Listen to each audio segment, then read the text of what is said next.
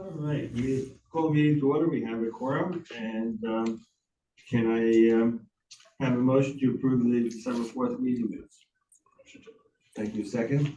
Thank you. All in favor? Ready to go, ladies, please.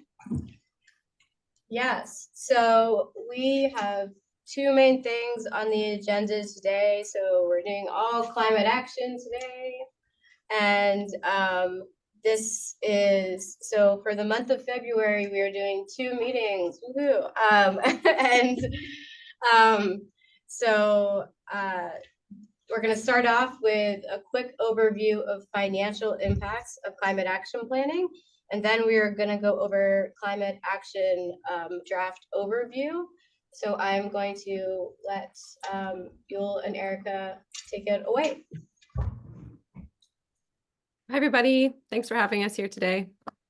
Looking forward to presenting this plan to you and getting it ready for you to, to review. The big purpose of this meeting today is to give an overview of the document so that you're prepared to really give it a detailed examination and a consistent examination across all of you. So you'd be looking at it kind of obviously through your each of your unique perspectives, but also with a common base understanding of how to use the document and what to expect as you review it. So the financial component, are you pulling up the slides for that maybe? Okay, great, thanks. Yeah, I'm gonna stop sharing my screen. I just realized I have the only one half of the deck open.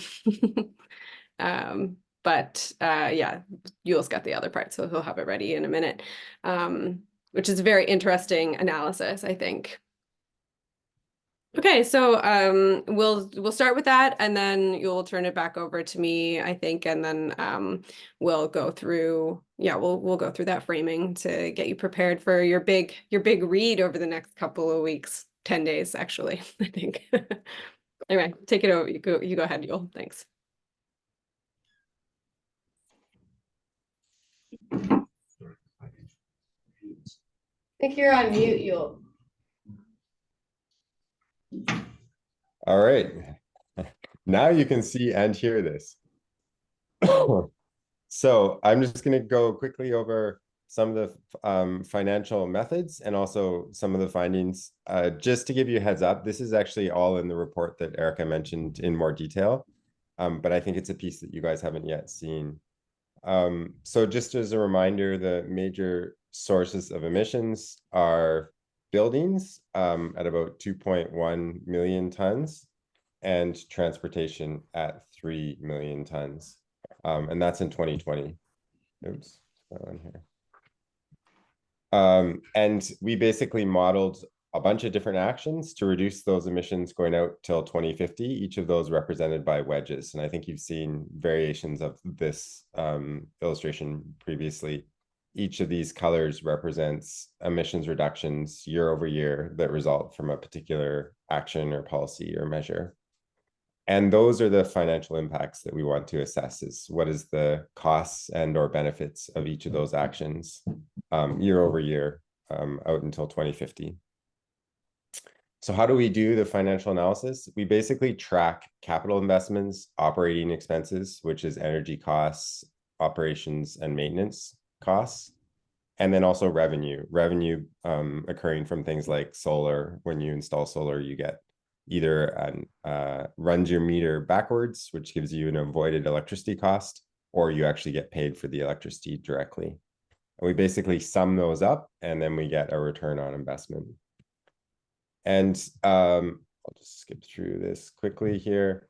So I'll just use an example of how this works for electric vehicles. So we track the number of vehicles in the vehicle stock in Charleston County year over year out until 2050. And as people are added, we add more vehicles, like as the population grows. And so each vehicle that's added, we track the capital cost of that vehicle. And we primarily look at the incremental cost. So if it's an electric vehicle over a gasoline vehicle, it's say a $7,000 premium to purchase that car. in 2021. That premium declines over time and gets to pretty much zero. So it's at parity by 2030. We then track the energy that's used in that car based on how far it drives, which tells us what its energy or fuel costs are per year. And we apply that. If it's a gasoline car, it's gas. If it's a diesel car, it's diesel price. If it's electricity or an EV, it's an electricity price. So we know that it's about, say, in this example, $2,000 per year. And then we look at the maintenance cost savings. EVs have a lower maintenance cost than, for example, gasoline cars. And then we look at the lifetime of that car. So it's 10 years. And at the end of 10 years, a new car needs to be purchased, which triggers a new capital expenditure in the analysis. So this is what a cash flow looks like for an EV. You can see the blue there is the capital purchase.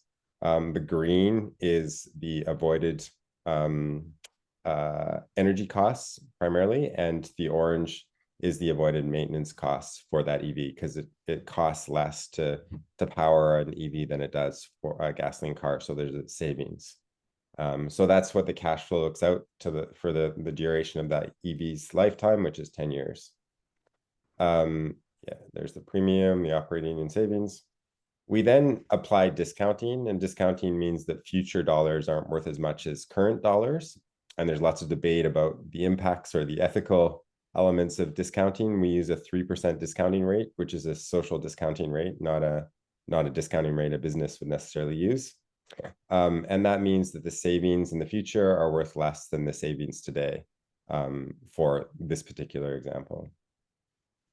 Then we can start to layer on multiple EVs. So you can start to see, well, we're adding more and more EVs to the fleet in different years, and you can start to add up the capital costs, add up the operating savings, and you start to get a curve with more dynamics in it.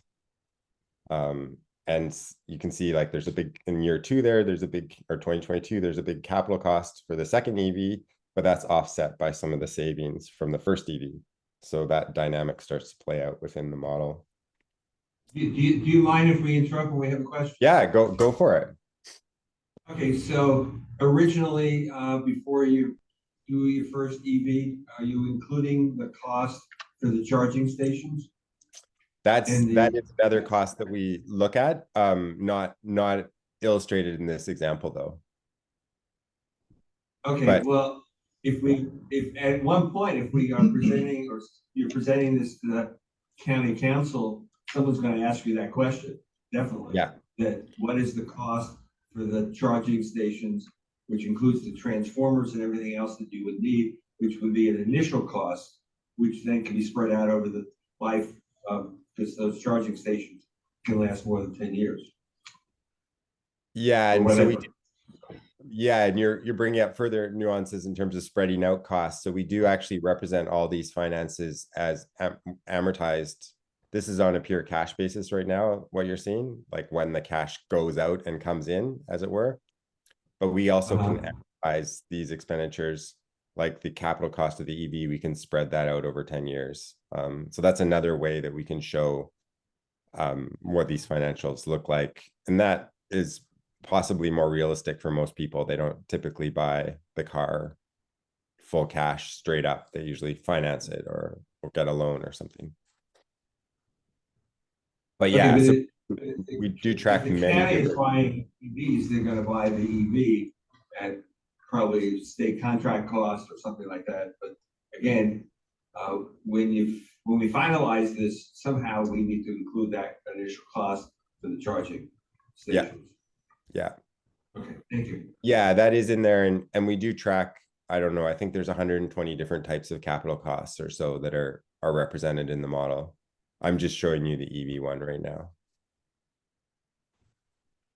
But yeah, good. That's a good point around the total cost of the EV. So this is what happens when you sum up, when you add a whole bunch of EVs to the system, you get these interesting curves, like the one on the right-hand side.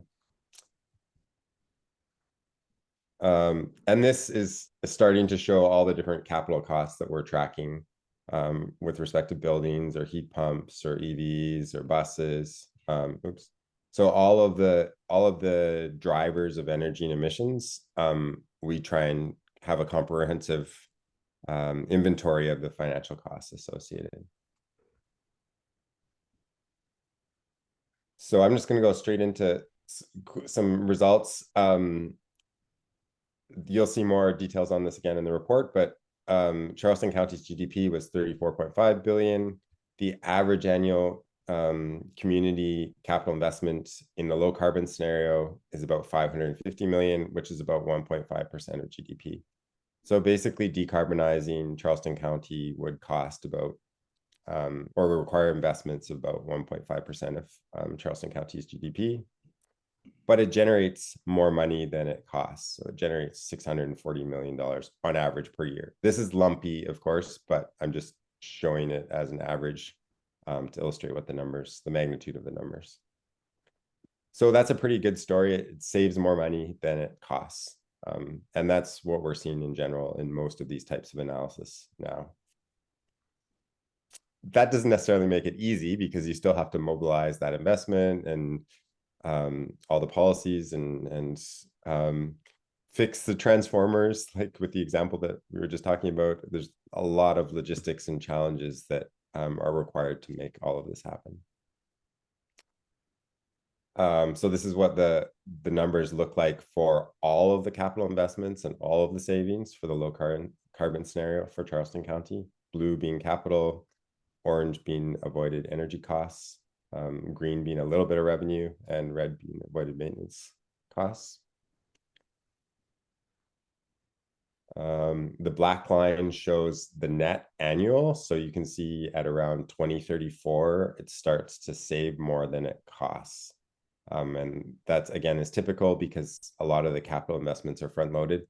If we amortize those, that pushes that number or that transition year closer to present, but it also means that the savings in the long term aren't as significant because you have to factor in. Or are you showing the discounted?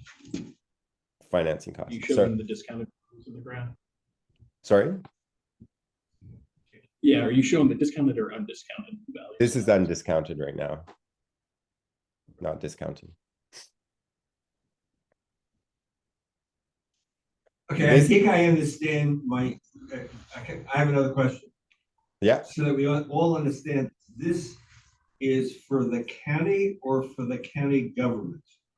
Is this, For the county. Are you showing for the entire county? Got it, okay. Thank Yeah, you. it's, all right. yeah. So this is like, I would say that this is a social assessment of the costs and benefits of decarbonizing Charleston County, because it's not taking the lens of any particular actor within the county, like the municipal government or households or businesses.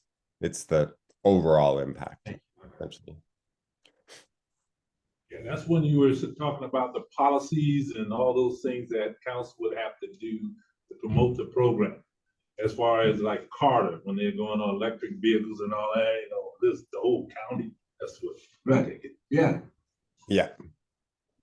Yeah. So it's like, it's basically, I think it's pretty compelling evidence as to why this makes sense, but it doesn't tell you who's going to pay what or how they're going to pay for it or anything like that. Which right. is a complex mix for sure.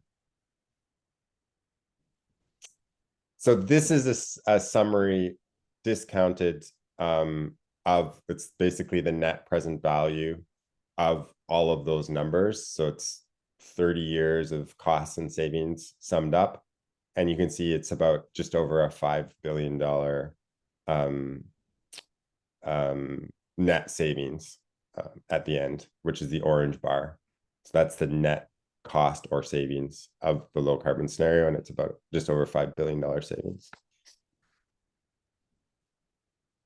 And the fun thing is there's an additional benefit, which is this pink bar here of the IRA reductions, and that gives you an extra $3 billion of income if everyone is in Charleston County is able to take advantage of the IRA incentives, which of course is not going to happen, but this shows like the maximum potential IRA leverage that could happen for Charleston County, which is almost $3 billion.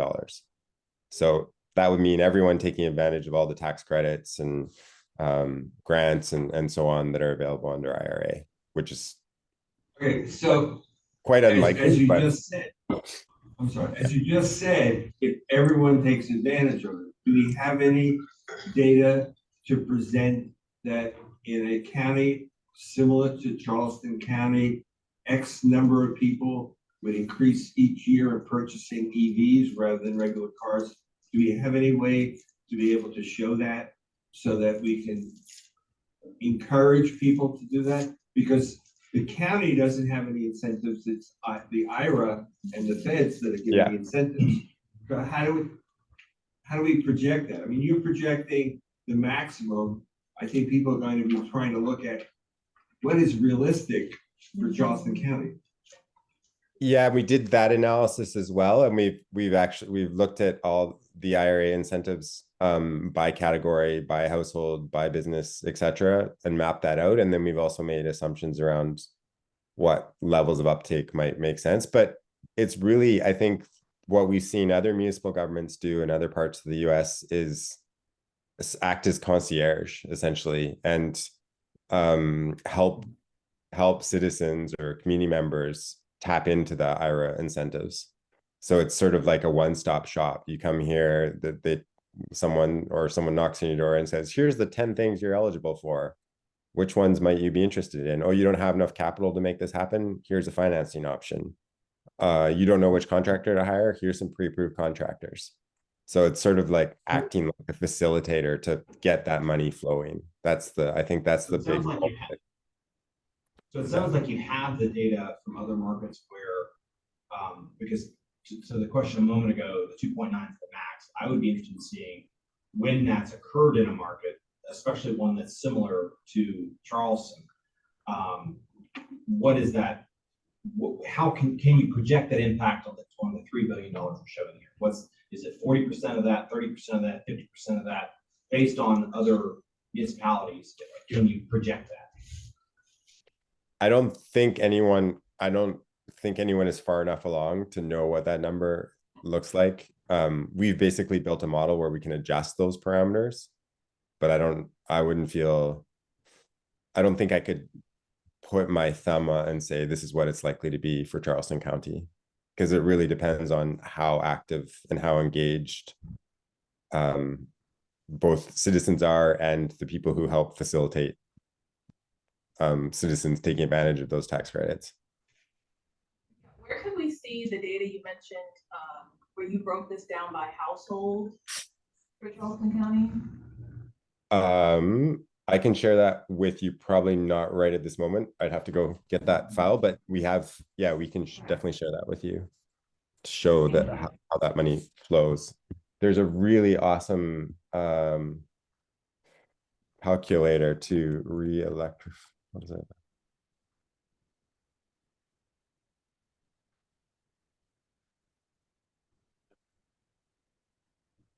I'll have to find it, but basically it shows exactly what a household can do and what all the incentives that apply are. But I can track that down and share that with you as well. But that's the potential opportunity if Charleston County really goes full hog, as it were, to mobilize people to take advantage of IRA incentives. That's not all too, because this is basically primarily the tax incentives for weatherization, heat pumps, and EVs, but there are other chunks of money that also could be leveraged beyond what we looked at. So it's a very significant opportunity, but you have to take advantage of it, which is not easy.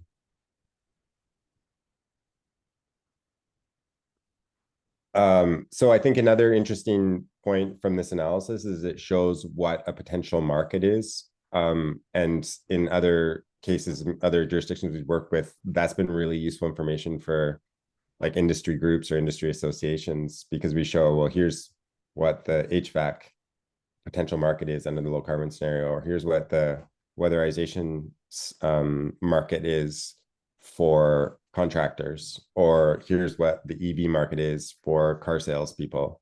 So you can really start to map out. Back to full screen. Oh, sorry.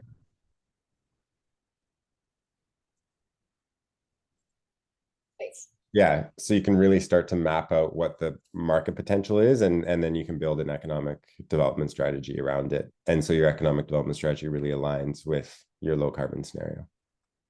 And that can be really exciting for those groups, and as a really good way to get them on board. This is a more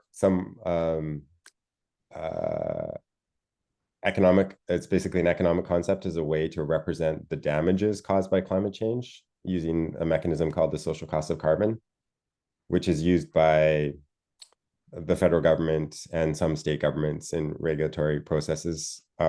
They say 1 ton of greenhouse gas emissions does X amount of damage globally. This isn't to Charleston County, this is global. And therefore, if we avoid 1 ton of emissions, this is the value to society of the avoided damages as a result. And so this is what the numbers look like for Charleston County. It's about $500 million of avoided damage by 2050 as a result of the low carbon scenario. And then another really great story for Charleston County is what happens to household energy expenditures. So this is both transportation fuels and household energy consumption. It's about $5,000 a year right now. This is the average household in Charleston County, and it goes down to just over 2,000 or just under 2,000 by 2050. And that's a result of a lot of the efficiency gains that happen with heat pumps, with EVs, with weatherization of buildings. So all those reduce the total consumption of energy, which significantly reduces the household energy expenditures, which reduces energy burden and energy poverty and other issues that can be very debilitating for particular households.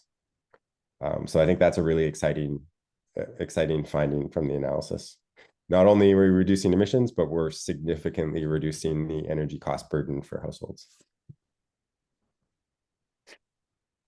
What this graph doesn't show, again, is the capital investment required to make this happen. So that is available, but that's a different analysis. And then the last, I think, part of the financial analysis is the jobs that are created, which making all of this happen requires somewhere around 3,300 person years of employment per year. And we basically use economic multipliers, job multipliers to get to that number. So every $1 million of capital and weatherization requires 6 person years of employment, for example, in construction. And each sector has a different multiplier.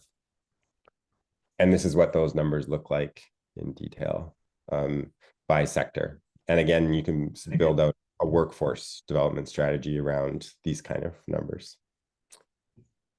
Are you basing that off like the RIMS2 model or a different data source for the? I don't know that one. That's some sort of economic model? Yeah, it's the Bureau of Economic Analysis input output Okay. model for these multipliers. Yeah, yeah. What's the basis for the multipliers? So we've used a bunch of different sources depending on which sector. So that we may have used that source for some sectors, but we don't really have it. There's no real one-stop shop for all of these particular sectors. So we've had to compile them from different places. But we do have in the data methods and assumptions manual, you'll see all of those sources listed. I know, I think this solar, for example, solar PV one comes from NREL. Economic analysis that they've done. But that's interesting. That's an interesting source. I'd like to check that out. Yeah, it'll break it down by mix code, so you should be able to get all of those. But if you already have them, that's good. Yeah, cool. So you've done this kind of analysis before then? Yeah. Yeah, awesome. Okay, and then the last thing to show you is the marginal abatement costs. So this is a way of representing all of the GHG emissions reductions over the period, so 2024 to 2050. And the width of the bar represents the emissions reductions from the particular measure. If it's negative, it saves money. If it's positive, it costs money. And that's the net present value. So these are discounted numbers. And so what this tells you is if a measure is negative, then it probably makes economic sense, but there's other barriers to actually making it happen. If it costs money, then it probably needs some incentives or probably needs grants to enable to make it make financial sense.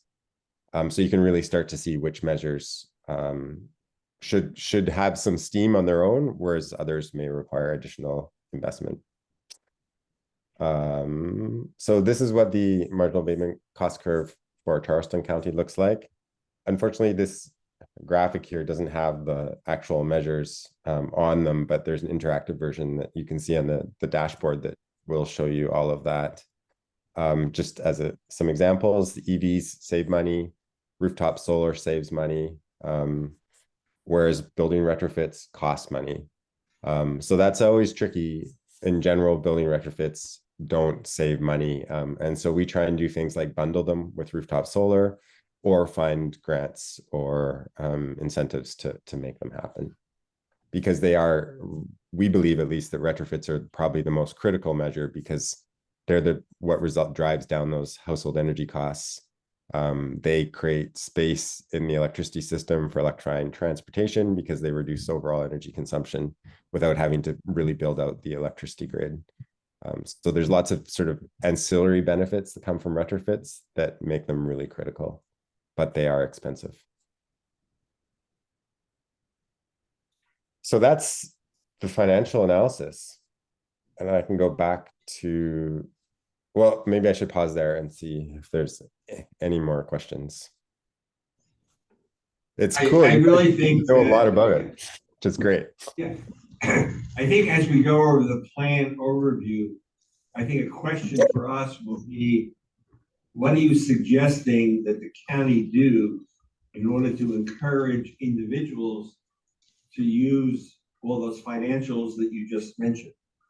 So for example, are we going to be, we can't do building codes, we can't change building codes, that's a state issue. We can talk about zoning codes.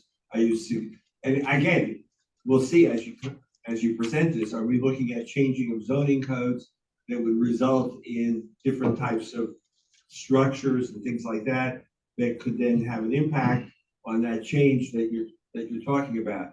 Or you know, so I'm open, and I'm just talking for myself, I'm open to hear what you're doing, but then I'm going to ask the same question after we see the tentative climate action plan. What do you have in there that's going to incentivize the individuals in the county to do what you're talking about? And can we prove that? I'll give one example, and maybe it's in there or something like that. Boulder, Colorado did something a couple of years ago where they wanted to decrease the use of natural gas and increase the use of electricity with solar. And they are actually able to present for almost every single household, if you replaced your gas furnace with a heat pump connected to solar panels, it would take X number of years for not only for you to break even, but for you to have a decrease. So hopefully when we finish, when you present something like this, you're going to be able to give us some examples like that we can go back to the population and say, here, this is going to help save you money, and actually demonstrate how they're going to be able to do that.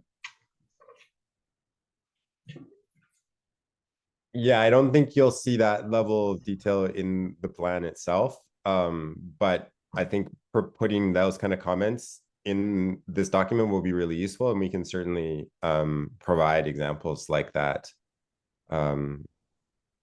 that show what the actual impact on a particular household is.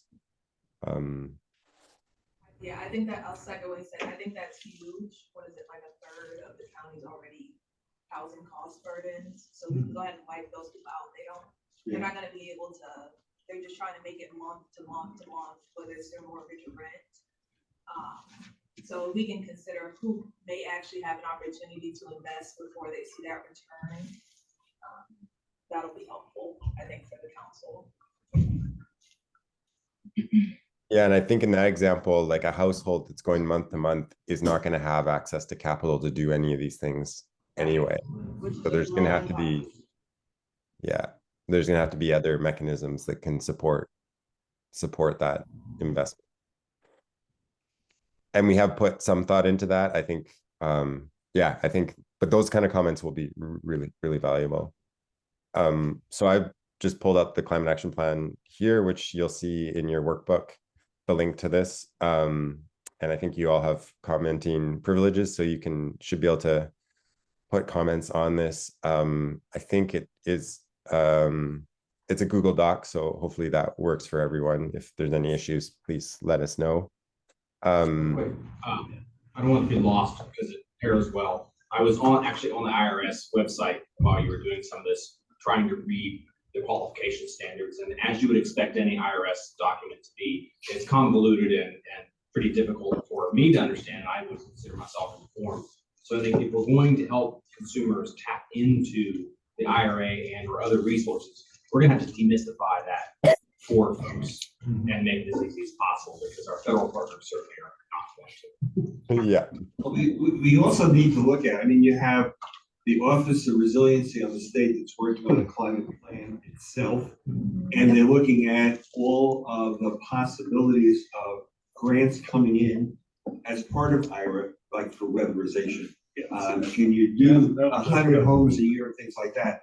So I think that's something that hopefully you guys are looking at as you give us the plan, or we need to look at, and we want to be presenting it to the county council. Right, because everybody can hang their hat on weatherization, because we're doing that with Palmetto Cap and trying to decrease the energy cycle, as well as making the homes more comfortable, whether you're living day to day off your income. You're trying to keep everything cool, safe, dry.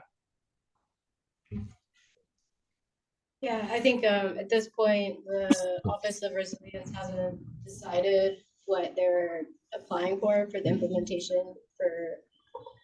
So in terms of like, what am I trying to say? That the county like will be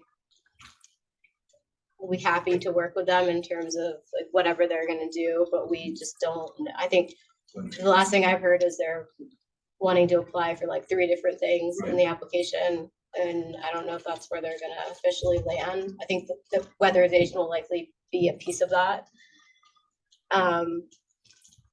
As you'll see, like, as you'll goes, I mean, he's not gonna go through this whole document because it's quite long, but it's definitely like higher level than this conversation that we're having now. So I think that it will, so there'll be activities that will come out of it that will be, that we'll have to drill down. And I totally agree with you about the tax credits. Yes, the way they're written. I mean, I've read through them and I'm trying to figure them out. When I get questions from Fleet or like, oh, can we, could we like get a tax credit on this EV? And I'm read for 20 minutes. I'm like, I'm still not sure. So yeah, I do think like if we want to be as like, you'll set a concierge for the community, we would have to have a website, like make part of our website or do 1-pagers or something that makes it clear what exactly they are, because it's the language they use. It's basically legal language. It's very confusing. So. And I don't mean to make it about home builders, but to have 60 remodelers across the region that are members, part of what I need to do is arm them with how to equip their customers. Yeah. And so if we can pull that down in such a way that we can educate the building community as these retrofits are done, then we can sort of circumnavigate some of the process. But that means we've got to understand ourselves. Yeah, no, and I think that's like, I don't mean to make it about home builders, but that's just one thing I think about, that I could arm my audience to be champions for this, but they're not going to understand me. Right, and the tax credit stuff is, honestly, it's easier in ways than grants because it's just a given. Like the grants are competitive and you don't know if you're getting them. The tax credits are just there for you to do. So that's a nice thing about them. Okay. Sorry, Yul, do you want to, I'll give you back your your time there. No worries at all. Definitely useful conversation. I've just pulled up at one really awesome guide from, it's called Rewiring America. that helps you work through what you can get from IRA in terms of tax credits and grants and so on. It's one that the only one that I've seen so far that really at the household level makes it comprehensible. Anyway, Thank you. but that could be a useful resource. So, sorry, what was that? No, Rewire America pops up as the first Google search when you Google IRA tax credit. Oh, really? Okay, cool. Just letting you know. Wow, so lots of people must be using it then. That's great. If you want to share the link in the chat, I'll add it to the workbook. Okay.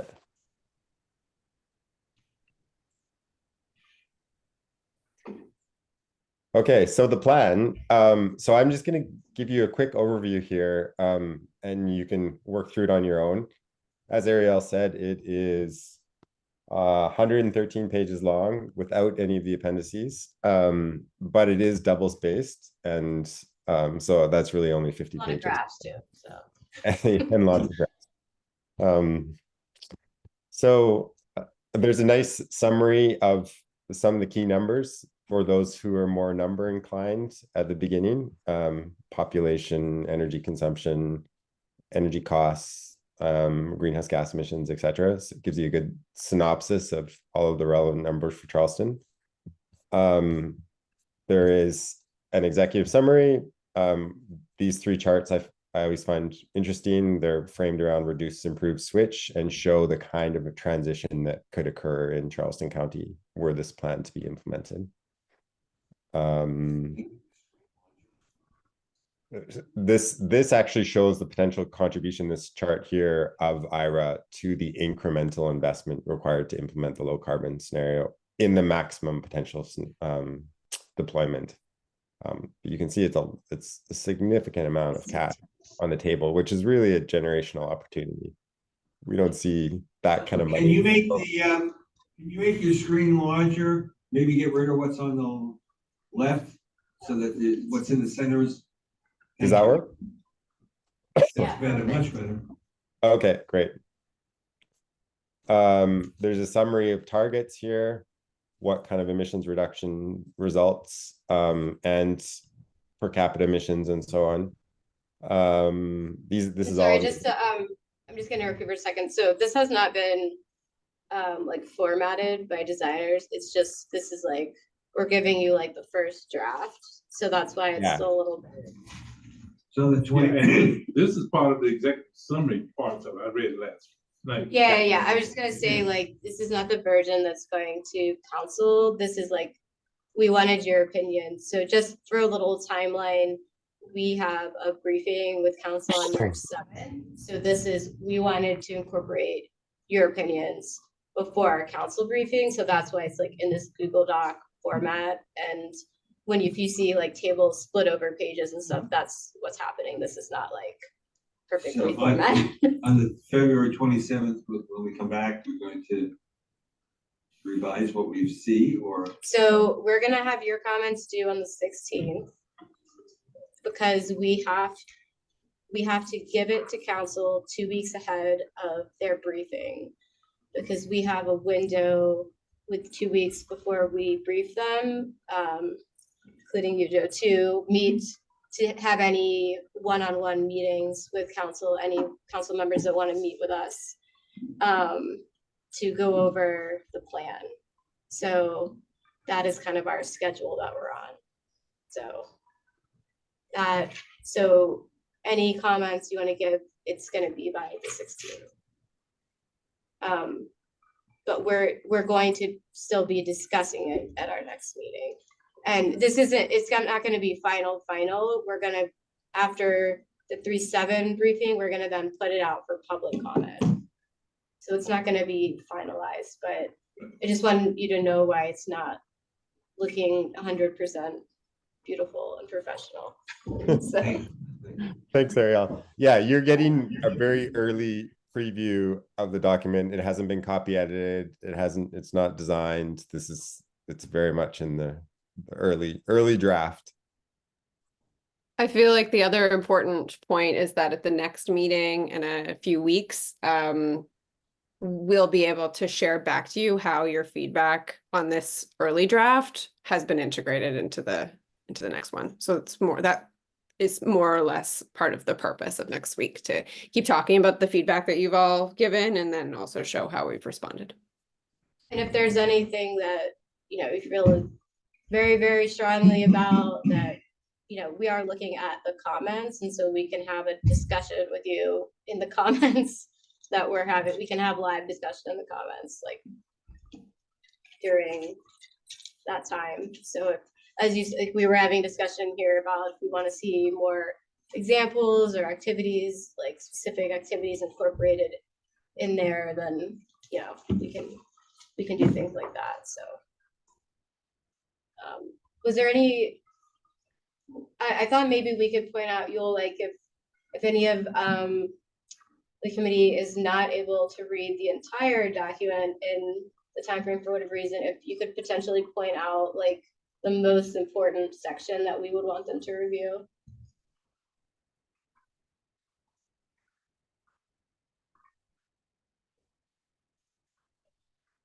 Yeah, the most important section is really the section that we were I think touching on, which is how do you actually make all of this happen?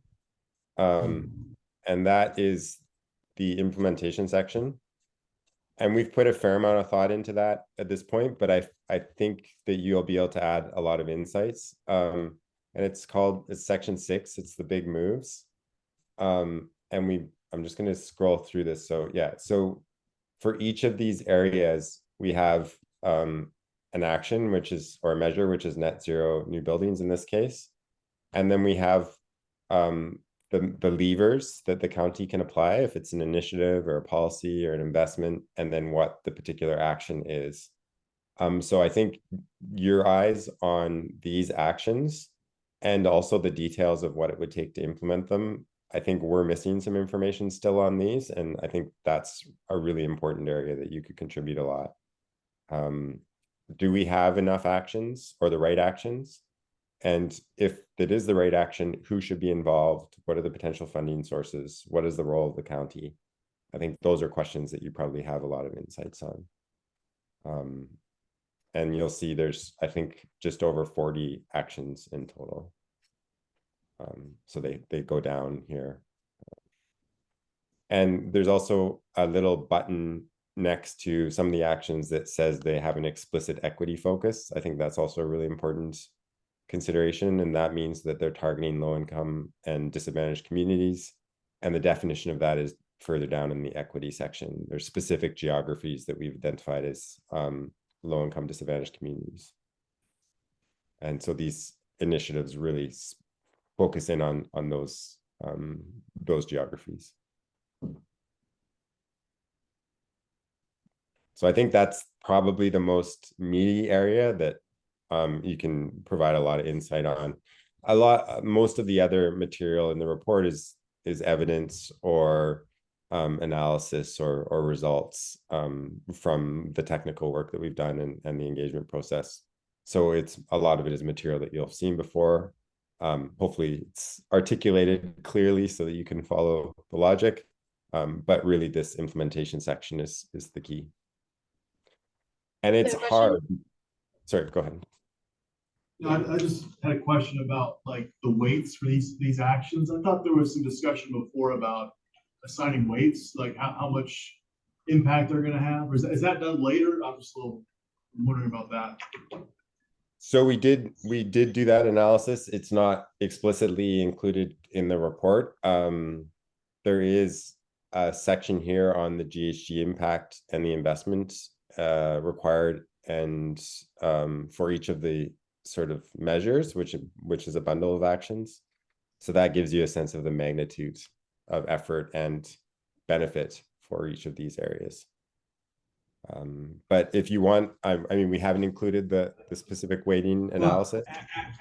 Actually picking up on what Scott said, you originally said that you were going to have all the other benefits, the cost benefit, the equity, staff that was required, all those things.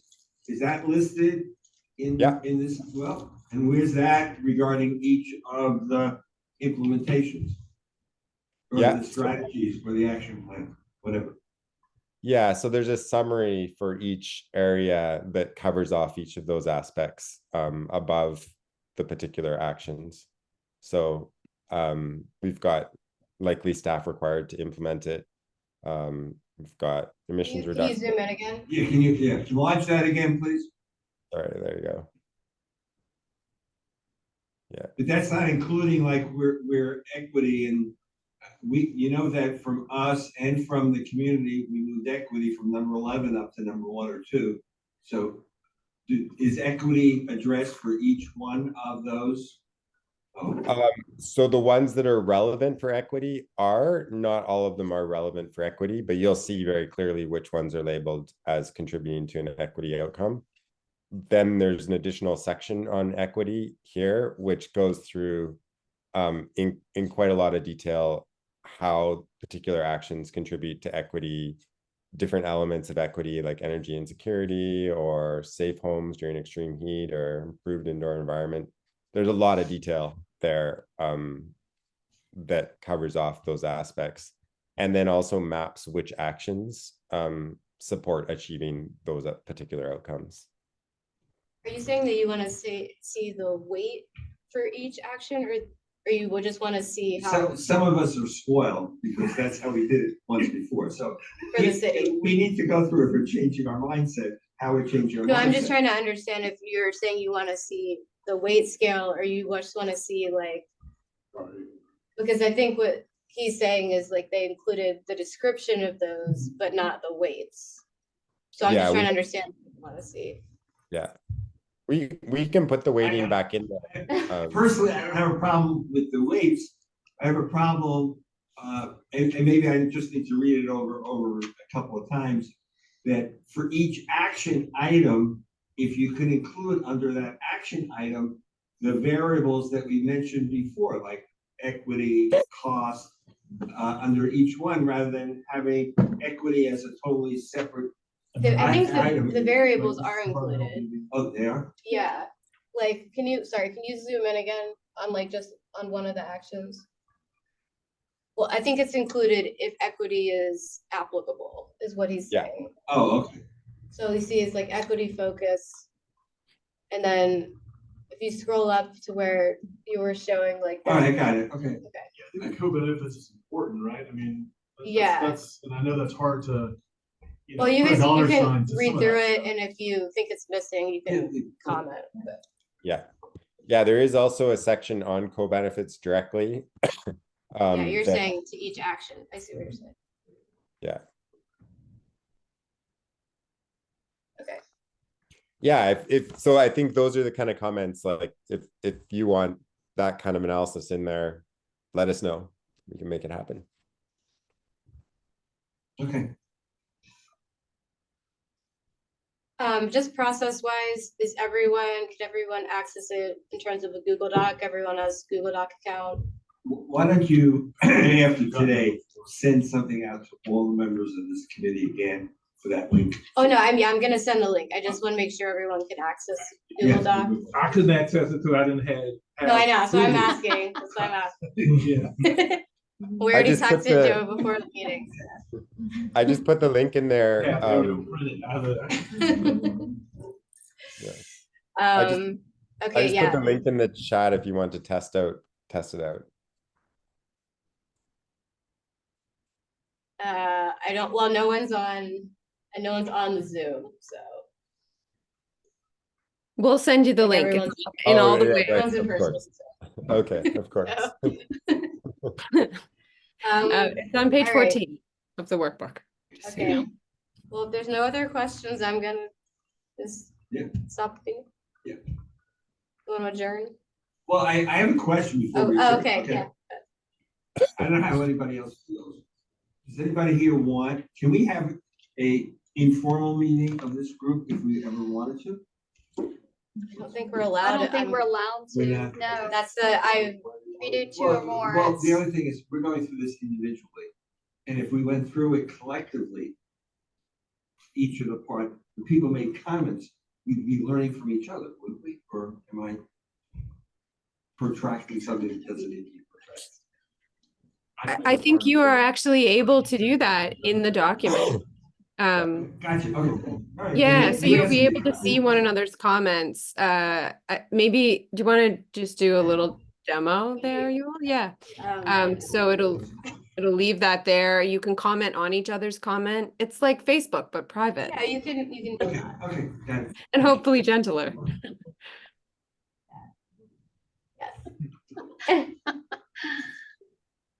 Comment on that. Comment on the Yeah, comments. to the comments, right. Yeah, you can talk to each other through the comments. Okay, All right. so if there's nothing, no public comments? Nope, we're good. Yeah, Yep, nobody's No on. from the public. Have a motion to adjourn? And then Thank you. Second, all in favor? Aye. Do you have the minutes for me to sign? Yeah, I do. Okay. And for all right, bye, Yul, bye, Erica.